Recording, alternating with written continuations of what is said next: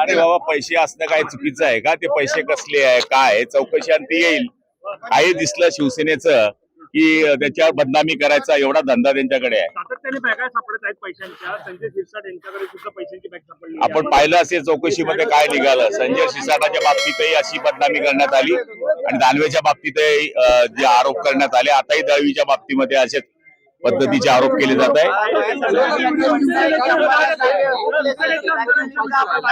विरोधकांच्या बोलण्यात काही तथ्य नाही. याला ओढा दुष्काळ पडल्यानंतर हे पहिले एकमेव सरकार आहे की ज्या सरकारने नाम सोंडाळून शेतकऱ्यांना 15,000 कोटीचं पॅकेज दिलं. एवढंच नाही तर रब्बीला पेरण्याकरता प्रत्येक शेतकऱ्याला 10,000 रुपयाची मदत या सरकारने केलेली आहे. पैशांच्या बॅगाच्या व्हिडिओ समोर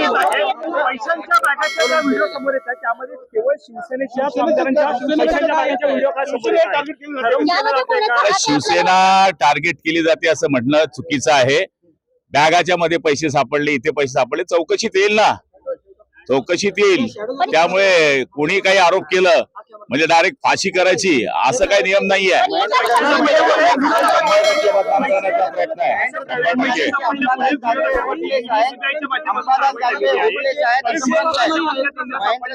येईल ना, चौकशीत येईल ना, चौकशी होऊ द्या. अंबादास दानवेंना महेंद्र दळवी यांनी होपलेस म्हटलेलं आहे आणि ब्लॅकमेलिंगचा हा सगळा प्रकार असं म्हटलं, स्पष्टीकरण दिलं. हे बघा, कोणी काही म्हटल्यानंतर कावळ्याच्या छाप्याने काही गाय मरत नसते. कोणी कोणाला काय म्हणावं हा त्याच्या संस्कृतीचा विषय आहे. सध्या ते सुशिक्षित बेरोजगार राजकारणी असल्यामुळे त्यांना बोलणं उचित आहे.